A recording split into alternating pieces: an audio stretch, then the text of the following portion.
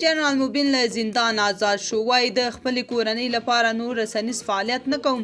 دا چې تا له فعالانو غبرګون کې څه ویلي نو جزئیات همدلته وګورئ او چینل هم سبسکرایب کړئ. جنرال موبین له یوه میاشتني زندان وروسته آزاد شو چې تازه یې ټویټر کې لیکلي: ملګرو، دغه کوم جعلي اکاونټونه زما په نوم جوړ شوي دي فکر مو وي چې باور پرې مه کوئ.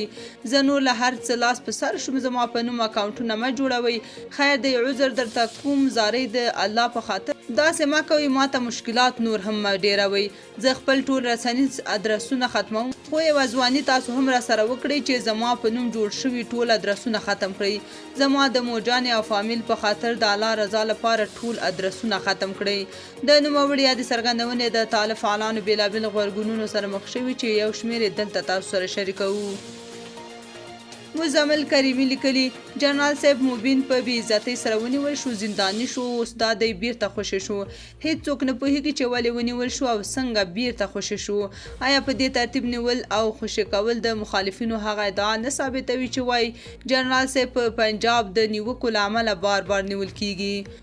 نعمت مظهر لیکلي: دا نړۍ دومره ظالمه ده، موبین ته تر دې ځای ضرورت او بس.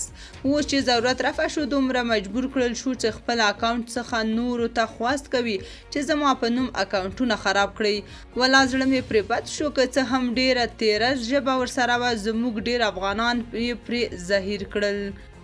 هدایت زدران لیکلي: ستا نیول شوي تصمیم به د ولس لپاره سخت وي، خو دا چې تاسو لکه د نورو افغانانو په څیر د خپلې کورنۍ لپاره داسې تصمیم نیولی دی، ښه کار دی. د هر څه کورنۍ مهمه ده.